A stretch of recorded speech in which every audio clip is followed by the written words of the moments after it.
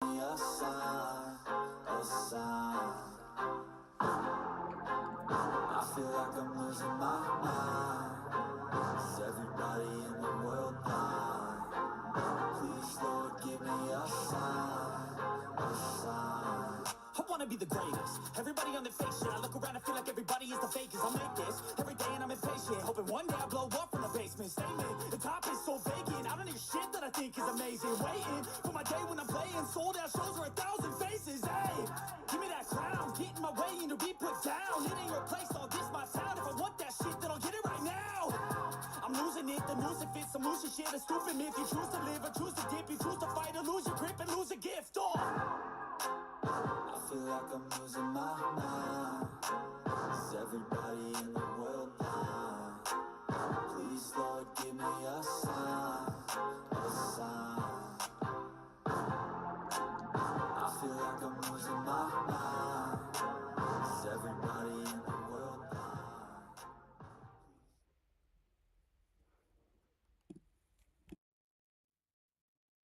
Welcome back to Sports by GSMC Podcast Network. I am your host, Jeremy Lapidus. Today is Thursday, November 21st. If you were just tuning in, we just finished going over our fantasy football starts and sits for the week. In this segment, we turn our attention to the rookies of last week. 9 rookies had big performances worth talking about. We're going to talk about all of those and rank you our top 5 to 1. But before we get into that, remember, if you would like to be an even bigger part of the show than you already are, all you need to do is go to gsmcpodcast.net. Or if you are on YouTube, you can use that super chat feature. If you do either of those two things, a message should pop up on the bottom of the screen for you, me, and everybody else around the world to see. If you do have a burning question about sports, anything at all that you would like to ask, go ahead and throw that in the comments. Throw it in the chat. I will get to it as soon as I possibly can. I appreciate everybody so much for sticking around, talking some sports with me here on a beautiful Thursday, November 21st. But like I was saying, in this segment, we turn our attention over to the rookies of last week. We've done this every single week, the rookie report, this time for week 11. And I do want to apologize before we get into it because I have just completely neglected one man in Brock Bowers all season long.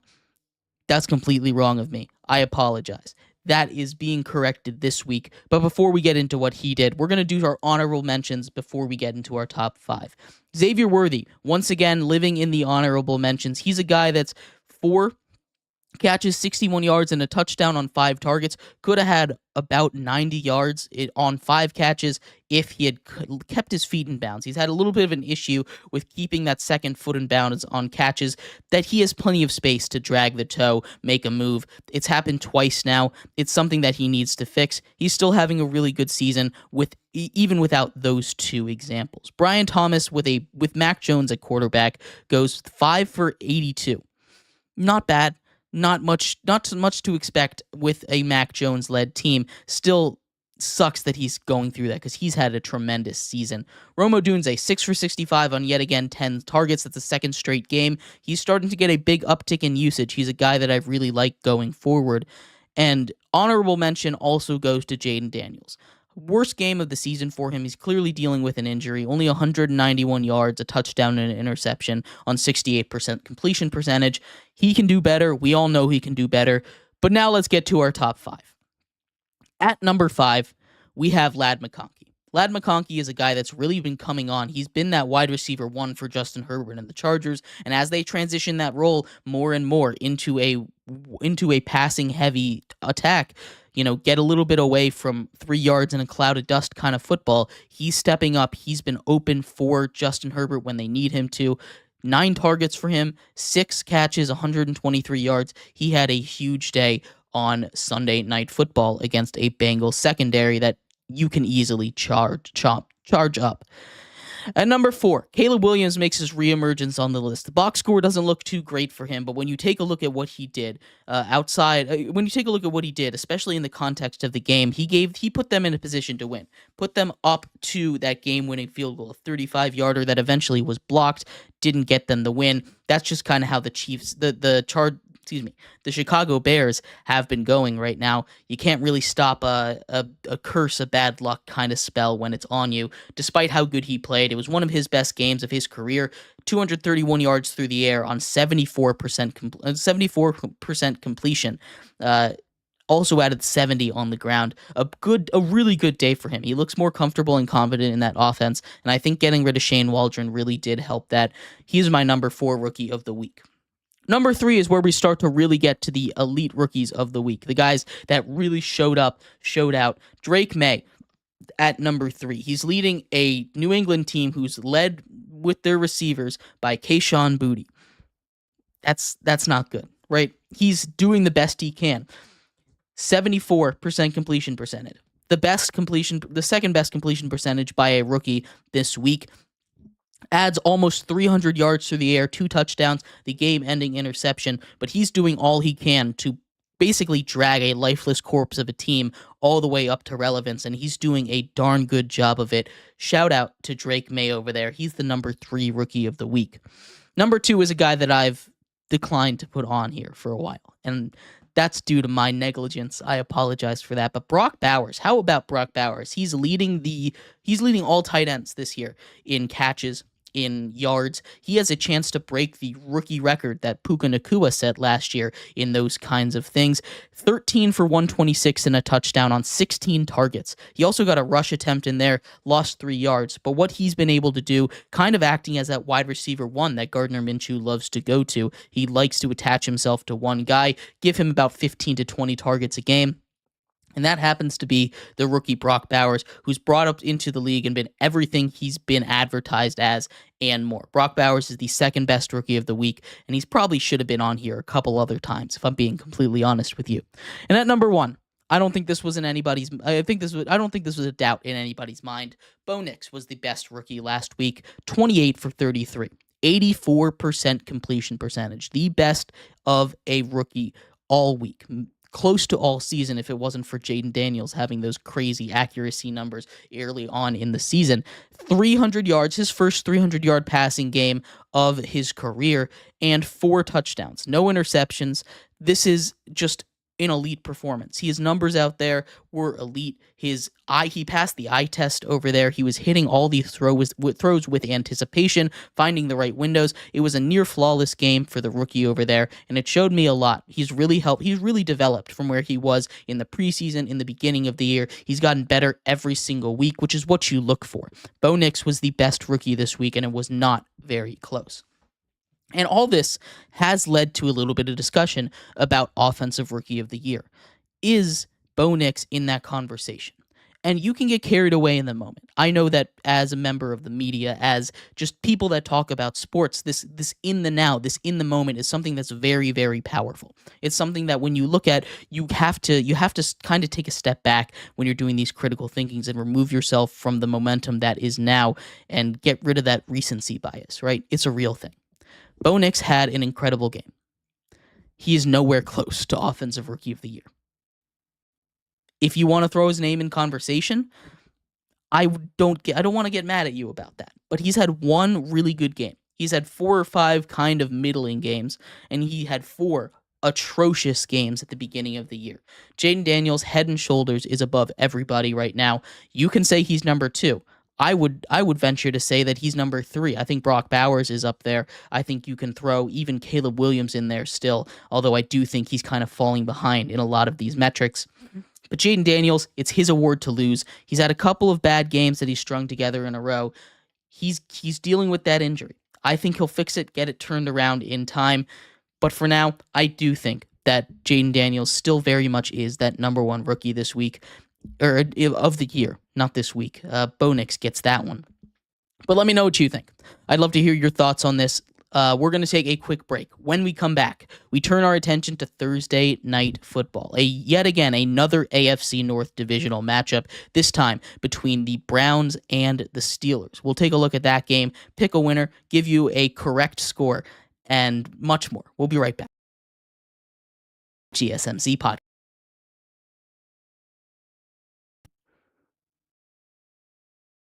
Sports talk without having to pay for it? GSMC Sports Network is available on YouTube. Just search GSMC Sports Network. Get your fix of daily sports talk shows on YouTube, absolutely free. NFL, college football, NBA, MLB, MMA, UFC, fantasy football, and so much more. GSMC Sports Network has shows running all day long, with new sports shows starting every 2 hours. Just like on your favorite cable sports channel, except GSMC Sports Network is absolutely free. Just search GSMC Sports Network on YouTube to catch one of your new favorite shows, like the GSMC College Football Podcast, Chip Shot Football Podcast, Hoops and Heels Women's Sports Podcast, GSMC Basketball Podcast, and so many more. Check it out for yourself. GSMC Sports Network, now available on YouTube absolutely free. Search GSMC Sports Network on YouTube right now.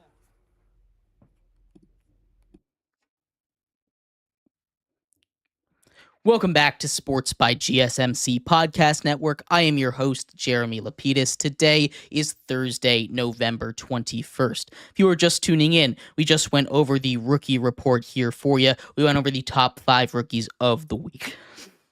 In this segment, we turn our attention over to Thursday night football, a massive clash in the AFC North as the division leader Steelers take on the Cleveland Browns. The Browns coming off of a brutal loss. Jameis Winston doing his Jameis Winston thing. We'll talk about that game in just a second. But before we do, remember, if you would like to be an even bigger part of the show than you already are, all you need to do is go to gsmcpodcast.net.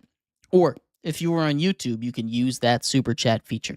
If you do either of those two things, a message should pop up on the bottom of the screen for you, me, and everybody else around the world to see. If you do have a burning question about sports, anything at all that you would like to ask, go ahead and throw that in the comments. Throw it in the chat. I will get to it as soon as I possibly can. I appreciate everybody so much for sticking around, talking some sports with me here on a beautiful Thursday, November 21st. But like I was saying, we are going to get into the Thursday night football matchup in this segment. A massive one in the AFC North. The Steelers coming off of a division win against the Baltimore Ravens at home, their second game of the season where they did not score a touchdown and won. A very impressive feat nonetheless. Still not a very good sign for the offense. You're going up against a Browns defense that, while it might not be very good, it is definitely better than that Ravens defense.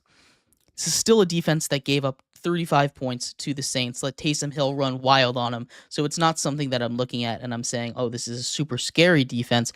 But if you can't score a touchdown against the Falcons defense, not very good, or against the Ravens defense, not very good, it kind of makes me worried about this offense. And I know this offense isn't the same offense as the one that Justin Fields led in week 1, where Chris Boswell once again kicked them to a win. But it is definitely an offense that you take a look at and you say, hey, it's starting to regress. Game 1, Russell Wilson looked great. Game 2, Russell Wilson looked pretty good. He got saved by some special team stuff here and there, but still, he looked pretty good. Game 3, you're just looking at good there. In Game 4, he looked kind of atrocious. He's regressing in every single game that they've played. Now, they've found a way to win because they have an elite defense on their side. And I think that elite defense is what's going to power them to a win yet again. That's not saying anything revolutionary about this Steelers defense, but it is something when you take a look at it that is very concerning for when we're talking about the future of this Steelers team. For this week, I'm not too worried about it. Nick Chubb has come back and he hasn't done much for the Browns. He's not going to do that much against a staunch Steelers defense. The question is, as always, what kind of Jameis Winston game are we going to get? Are we going to go full Jameis Winston where he throws for 400 yards, 2 touchdowns, and they lose the game? Are we going to go half Jameis Winston in like he did last week? Are we going to go half Jameis Winston like he did the other 2 weeks that he's played, where he either is all good or all bad? It's an interesting question, right? And I think the Browns wide receiver core is kind of fit perfectly for a Jameis Winston. You've got Elijah Moore, who's coming off of a huge game. Cedric Tillman, who's had a couple of good games with Jameis Winston as well. And David Njoku, who I think is going to step up and play a pretty big role down the stretch if the Browns want to make any kind of serious noise. I think the Steelers still win this game, and I don't think it's going to be particularly close. This is a Steelers team that I think is a very, very good team. This is a Browns team that their strength has not been that strong for them this season in their defense. Myles Garrett has really stepped back after winning Defensive Player of the Year last year, something that I thought he had a chance of repeating this year, but he's nowhere close to that award. He's been shut out of the score box multiple times this season. They don't have that secondary edge rusher like they did last year to, draw some attention away from Myles Garrett, or, allow Myles Garrett to get all that attention, and then you have a much better pass rush on the other end because of it. They just don't have the kind of guys opposite of Myles Garrett that they need at this point in his career, right? Myles Garrett is a great, great player, one of the best defensive players in the league right now.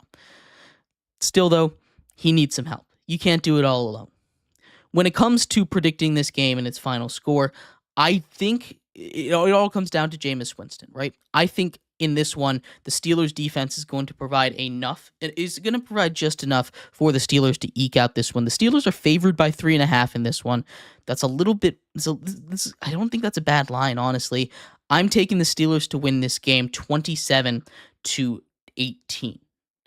It's going to be some 2-point conversions shenanigans in there, but I'm taking the Steelers to win this one. Let me know what you think. I'd love to hear your thoughts. We're going to take a quick break. When we come back, we turn our attention over to the NBA. Some massive news coming out of the association that has to do with the All-Star Game and its changes. We'll be right back by GSMC Podcast Network.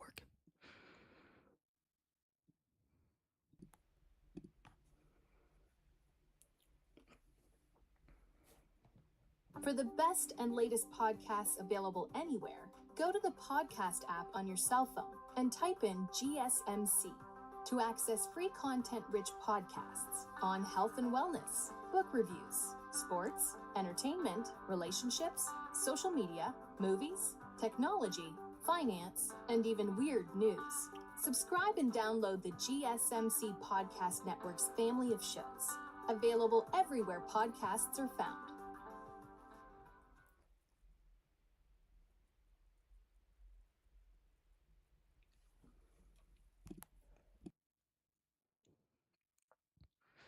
Welcome back to Sports by GSMC Podcast Network. I'm your host, Jeremy Lapidus. Today is Thursday, November 21st. If you are just tuning in, we just went over the Thursday night football game that takes place tonight between the Pittsburgh Steelers and the Cleveland Browns. I picked the Steelers to win that game 27-18. In this segment, we turn our attention over to the world of the NBA. Some massive changes coming out of the association that have to do with the All-Star Game. They've done their darndest to make it matter. They seem like they had a little bit of a operation working with that Elam ending. Turns into quite a disaster like it did last year with a final score of 200 to about 190. It was not very good. But we'll talk about what changes they made, why they made them in just a second. But before we do, remember, if you would like to be an even bigger part of the show than you already are, all you need to do is go to gsmcpodcast.net. Or if you are on YouTube, you can use that super chat feature. If you do either of those two things, a message should pop up on the bottom of the screen for you, me, and everybody else around the world to see. If you do have a burning question about sports, anything at all that you would like to ask, go ahead and throw that in the comments. Throw it in the chat. I will get to it as soon as I possibly can. I appreciate everybody so much for sticking around, talking some sports with me here on a beautiful Thursday, November 21st. But like I was saying, in this segment, we are going to get into the NBA All-Star Game. Massive changes once again. First of all, let's talk about the history of these changes, right? The NBA All-Star Game, the All-Star Games used to be something that people cared about. Now it's something that these players just kind of show up to, right? They're having fun out there. It doesn't matter. And Adam Silver, the commissioner of the NBA, desperately wanted the NBA All-Star Game, the players in the All-Star Game to care. So they started bringing out some gimmicks, right? They brought out the Elam ending, a popular way to end the game that's being run in some smaller leagues around the world right now, right? The target is set after the third quarter is done, and instead of a timed fourth quarter, it gets rid of those free throws. You just have to hit a target number with about 5 minutes to go, and the first team to hit that target, which is 10 points more or 15 points more or whatever than the current highest score that a team has, that's when the game ends. And it worked. It worked in the first game. You got a really competitive, high-energy stretch once the Elam ending started, and the NBA thought, wow, Adam Silver thought, wow, we did that. I thought that it was going to work again because I was a huge fan of that Elam ending, and I loved the way that it worked in the All-Star game. Then we got the disaster that was last season. Last season, the players did not care. They were having fun. They were just throwing up shots, chucking it from midcourt, missing dunks, not playing good basketball, something that Adam Silver did not want to see. So he goes and says, we're going to go back to the drawing board. We're going to try and fix it. And now it has come out. It's officially been passed that they're going to go to a pickup style game. It's going to be 4 teams, one of them being the winner from the Rising Stars game. It's going to be games to 25, round robin style. Winners move on until the championship that is going to 40. And this has some good and some bad in it, right? You can see how this might work. You can see how it might not, right? The reason that a lot of these guys don't try in the All-Star game is because, well, it doesn't matter. And you're already having an issue in the regular season with guys trying sometimes, although they'll never admit that. But you can see the intensity go up in the playoffs, right? When these games really matter. In the All-Star game, it just doesn't matter. So it's hard to get these guys to care. There is some caveats here, right? First of all, my initial reaction when I heard this news, my initial reaction was this could be fun, right? You have guys playing a more relaxed pickup style of ball, but it's a quick game, right? It's not like if they wanted to win, they would, start off slow and then go on this big comeback. 25 points, you can get like that in the NBA, right? That's just 7 shots in the NBA. Nice and easy to do. 7, 8, 9 shots right there. Super easy to get from these guys that are the best in the world at what they do. It's not going to be that hard to get to 25, right? But the thing that was brought up to me when I was talking about this with some people, the one that really pushed it over the edge, made me think, maybe this could work. We take a look at the fact that the Rising Stars are going to be a part of it. Now, if you are Kevin Durant, if you are LeBron James, and these Rising Stars come in there, first of all, those Rising Stars are absolutely going to try their darndest to beat a all-star level NBA squad. They're trying to make a name for themselves. They're trying to put themselves on the map and say, hey, we're next, old man, kind of thing, right? If you're LeBron James, are you going to let that happen? Are you going to sit there and let these young guys try and, are you going to let them beat you? I don't know if that's going to happen. Now, I don't know how it's going to go. I think it'll work really good year 1. And I think we saw that with the Elam ending. It worked out really well. The question is, how much are these young guys going to care? Because that's how much this is going to work. When the All-Stars go up against each other, they're just going to be having fun out there. But when it comes to the matchups against the Rising Stars, that's the one that's going to matter. So that's the one that I'm more excited to tune into. Obviously, having 4 different teams, you're not going to get everybody get to go hard, but at least you'll have one of them go hard, and that should make it a lot of fun. Those are my thoughts on that. I'm excited to see what this new change brings. I'm excited to hear all about it. We'll take a look at it later on, but we're going to take a quick break here. When we come back, we turn our attention to history in college basketball. Gino Auriemma, head coach of the UConn Huskies women basketball program, made history last night, becoming the winningest head coach in college basketball history. We'll talk about that and more coming up next here on Sports by GSMC Podcast Network.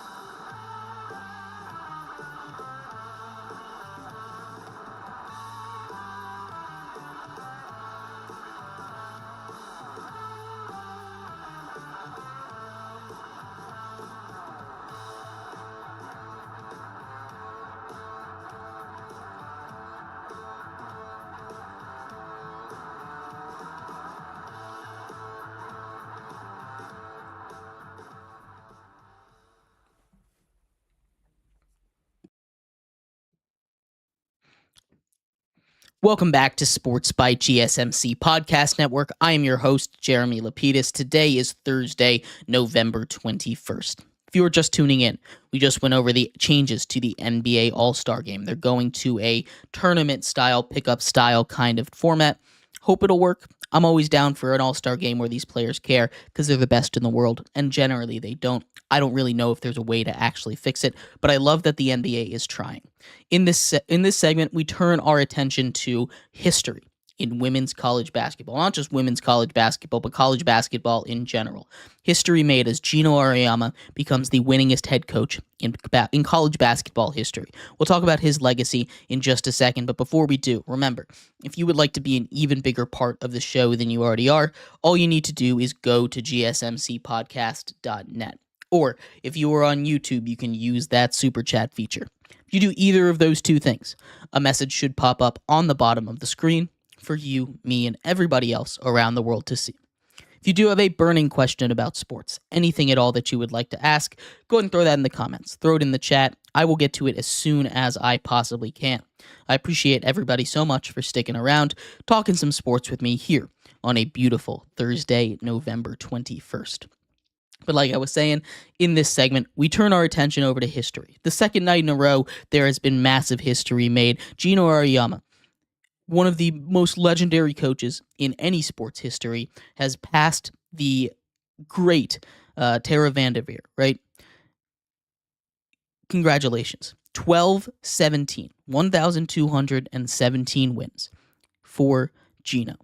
The greatest coach in the history of college basketball. He turned a program at UConn that was nothing into the most revered program in maybe all of college sports, at least in all of college basketball. That is a juggernaut. For 40 years, he has been there. He has led this team to championship after championship, a team that I thought at some point when I was growing up would never lose a game. They go out there. They're still an incredibly dominant program, the second-ranked program in the league, in the entire country right now, and they're always, constantly on that national championship watch, and that's due to Geno. Now they have the capital for women's basketball right now in UConn, and I don't see that changing anytime soon. It's all because of Geno, his coaching, what he's been able to do for the sport of women's basketball, for the sport of women's college basketball as a whole, is really too much to be said. But his legacy lasts on. He's one of the greatest coaches of all time, and he deserves to be memorialized. He's already a Hall of Famer. You can't really give him much more, but congrats. Win 12-17, the winningest coach in the history of college basketball. Congrats to him, and thank you everybody so much for tuning in to today's episode of Sports by GSMC Podcast Network. I have been your host, Jeremy Lapidus. We will be back tomorrow. Every Friday, as always, we do our game picks, NFL, college football, break down that Thursday night football game, and of course, everything else that comes out of a wild day in sports tomorrow. We'll be back, same time, same place. You've been listening to Sports by GSMC Podcast Network. I'm your host, Jeremy Lapidus. I'll see you then. You all have a good one. Bye-bye.